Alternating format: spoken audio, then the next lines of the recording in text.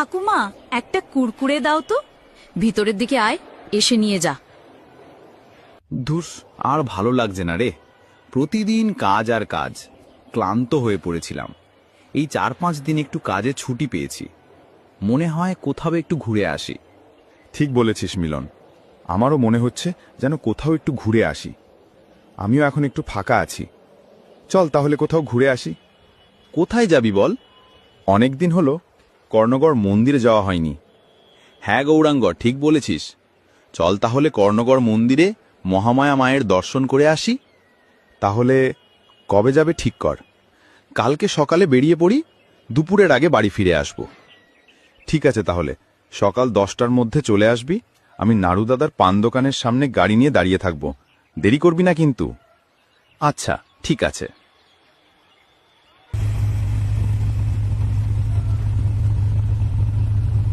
আমি জানতাম মিলন কোনো দিন ঠিক টাইমে রেডি হতে পারবে না।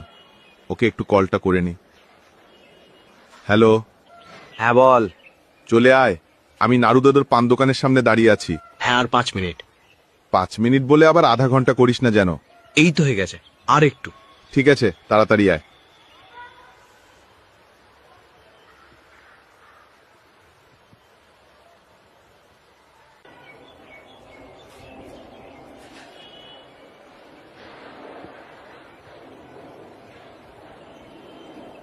চল গৌরাঙ্গ, আমার একটু দেরি হয়ে গেল রে।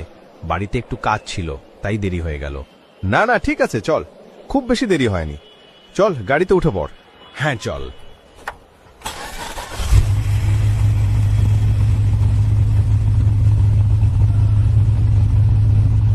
এই তো চলেই এলাম। গৌরাঙ্গ, গাড়িটা সামনের দিকে পার্কিং করে দে।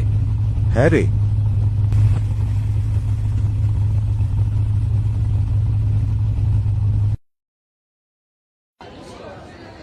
চল মিলন, দোকানগুলোনের সামনের দিকে যাই। হ্যাঁ রে গৌরাঙ্গ, চল।